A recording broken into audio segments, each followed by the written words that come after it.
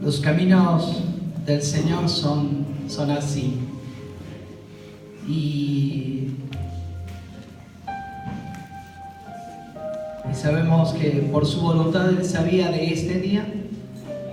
Estaríamos juntos y compartiendo la palabra de Dios, sabiendo el camino a seguir. Después uno no sabe qué caminos a uno le pueden llegar a esperar.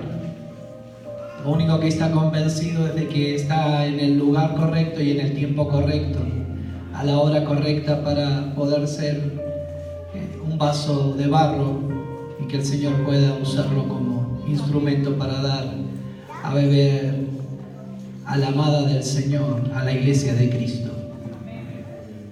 Le doy gracias a Dios por la vida del pastor, por su corazón, por su discernimiento y por abrir la puerta de su iglesia para poder estar aquí. Así que le agradezco también al Señor, aún por la vida de mi esposa que me acompaña.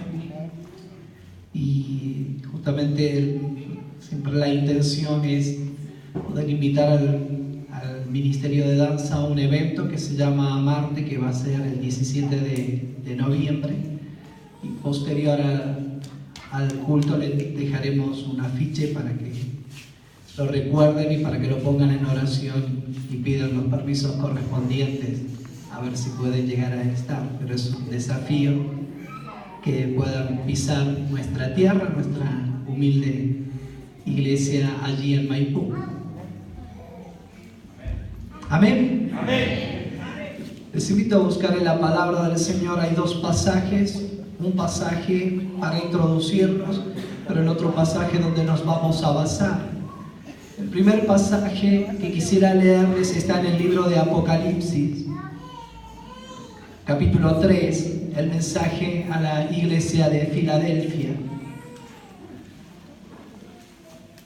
Tan solamente el versículo 7 y 8, y después nos trasladaremos al libro de Nehemías, capítulo 3. Dice la palabra del Señor en el libro de Apocalipsis: escribe el ángel de la iglesia en Filadelfia. Esto dice el santo, el verdadero, el que tiene la llave de David, el que abre y ninguno cierra, y cierra y ninguno abre. Yo conozco tus obras. He aquí he puesto delante de ti una puerta abierta, la cual nadie puede cerrar, porque aunque tienes poca fuerza, has guardado mi palabra y no has negado mi nombre. Creo que hay una de las características en la palabra del Señor, es acerca de las puertas.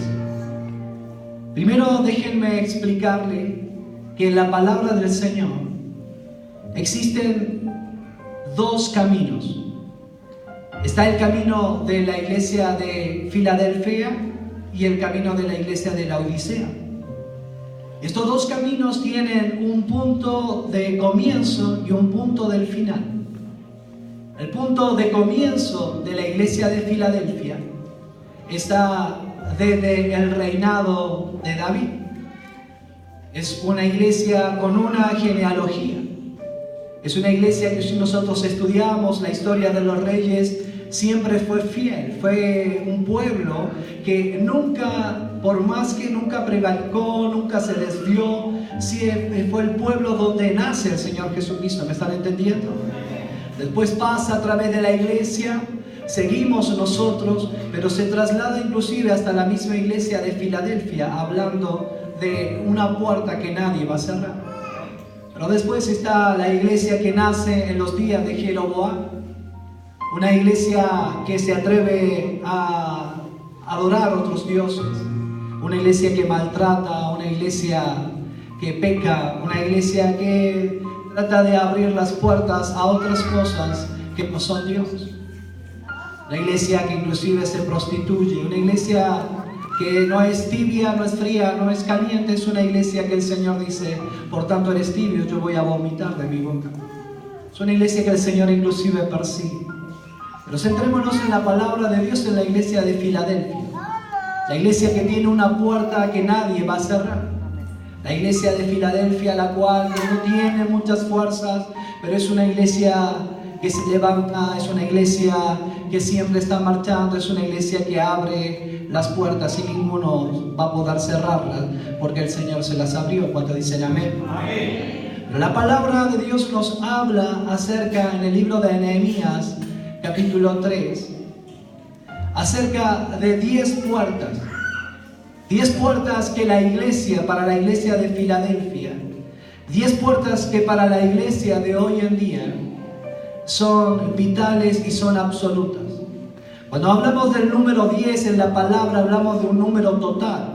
Cuando hablamos del número 10 en la palabra de Dios, hablamos de un número absoluto, un número que después del 10 no sigue el 11, sino que allí termina. Por lo tanto, estas 10 puertas que vamos a ver y vamos a escuchar en esta mañana, son 10 puertas que la iglesia tiene que siempre mantener abiertas. Son 10 puertas que la iglesia tiene que aprender a atravesar. Son 10 puertas que la iglesia tiene que aprender a entender.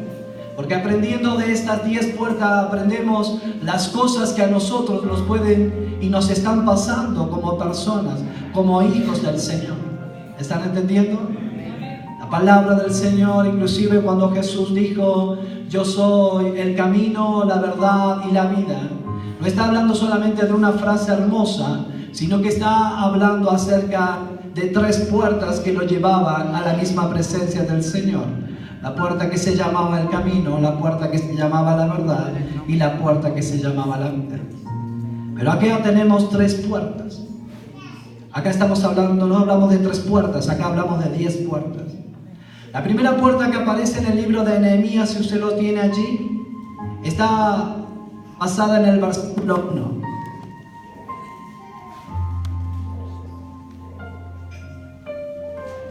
Donde dice la palabra del Señor.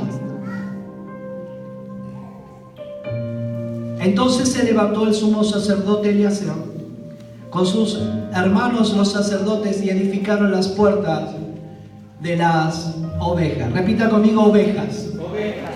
Cuando vemos en la palabra de Dios la puerta de las ovejas, primero debemos entender esto. ¿Cuántos tienen manos aquí? Levanten sus manos allí. Ellos, dice la palabra en el libro de Nehemías capítulo 2, que esforzaron sus manos para poder restaurar las puertas que el enemigo estuvo quemando. Déjenme decirles esto. En el libro de Nehemías capítulo 1 viene el tiempo y viene la palabra sobre Nehemías para que el Señor obviamente pudiera usarlos a ellos y levantar los muros y las puertas que habían sido quemadas. Satanás siempre va a tratar de cerrar nuestras puertas. Satanás siempre va a tratar de quemar nuestras puertas para que la iglesia no pueda usarla, para que Filadelfia no pueda usarla. Pero recuerda esta palabra. El Señor tiene en cada uno de nosotros una puerta que nadie puede llegar a cerrar. La primera puerta entonces que encontramos aquí es la puerta de las ovejas. Una puerta que fue restaurada. Más allá de los sacerdotes y las personas que estuvieron, estaba hablando de las puertas de las ovejas.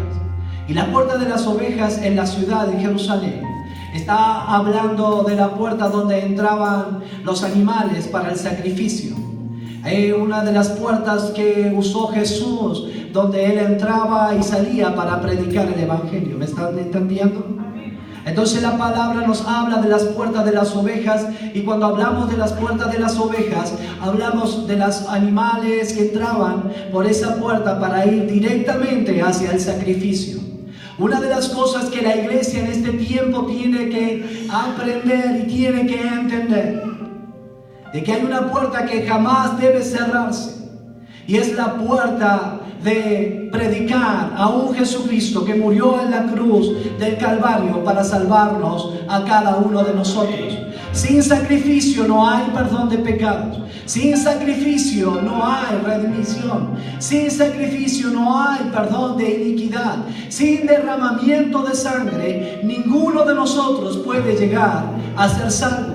Por lo tanto, esta puerta es una puerta que la iglesia siempre debe mantener abierta, que es la puerta de las ovejas, es la puerta del sacrificio. Mire, usted puede tener muchos problemas, usted puede hacer muchas cosas como un ser humano, usted puede hacer muchos esfuerzos, pero si no atraviesa la puerta de las ovejas, si usted no atraviesa la puerta del sacrificio y va hacia la cruz del Calvario, usted no puede ser salvo. ¿Me están entendiendo? Amén. La palabra de Dios habla de que la puerta de las ovejas nos lleva directamente hacia la cruz de Cristo. La puerta de las ovejas nos lleva hacia el derramamiento de sangre. La puerta de las ovejas nos lleva a arrodillarnos y a decirnos: Señor Jesús, necesito que perdones mis pecados. Entonces usted, si no ha atravesado esta puerta, o si esta puerta no está abierta en su vida, lo primero que podríamos llegar a entender en la palabra, de que usted no ha sido salvo, de que usted solamente es una persona que está aquí en la iglesia. Usted necesita recibir a Jesucristo como su Señor y su Salvador. ¿Cuánto dicen amén? Después encontramos la puerta del pescado. Repitan conmigo: pescado. Está allí en el versículo número 3, donde dice de que Cena edificaron la puerta del pescado. Cuando se abría la puerta del pescado, no olía a flores. Cuando se abría la puerta del pescado, ¿olía a qué? ¿Olía a qué? A pescado. Repita conmigo: pescado. Bueno, cuando hacemos pescado en la casa se nota de que estamos haciendo pescado.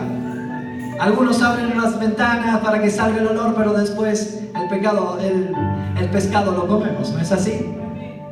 Bueno, cuando se abre la puerta del pescado, estaba dirigida hacia el mar de Galilea. Estaba dirigida esta puerta hacia los lugares donde estaban las barcas. Esta es una puerta que por allí algunas iglesias pueden cerrar. Pero el Señor dice: yo he puesto una puerta abierta que ninguno puede llegar a cerrar.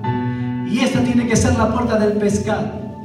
Cuando hablamos de la puerta del pescado, recordamos la palabra del Señor Jesús hacia Pedro cuando le dijo: vengan y en pos de mí, yo os lo voy a hacer. ¿Qué cosa?